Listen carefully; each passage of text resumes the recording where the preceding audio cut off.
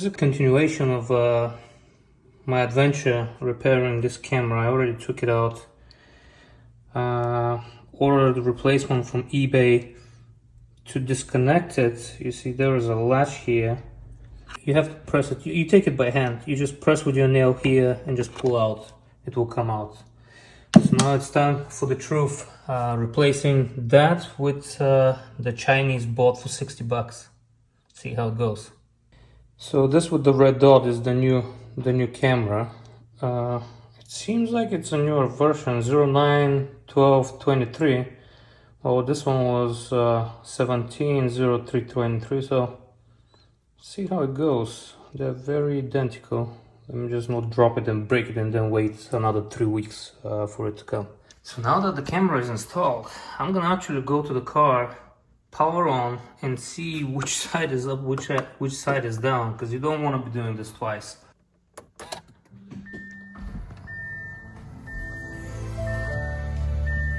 So, parking. Okay, so the camera actually works. Now that the camera is installed and my arm took a little bit of a beating, you can, you can see all fits perfectly fine. Let's go and check it inside. And let's see, park. There you go. You have it all working with the lines and everything.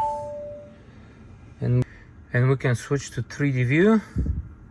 And guess what? Up front it's all good.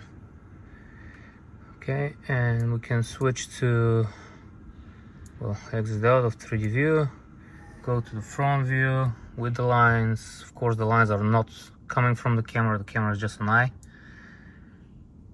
That's it, all done. So now I'm gonna tape that opening and close the car and we're all set. So after the repair, you can see I've put the rubber part below. So it's all good now. So it looks good. Looks good, looks good, looks good. So now we're gonna just tape this on the top. We're done. Final step is to tape back or isolate with a special outdoor temperature resistant tape. That piece here.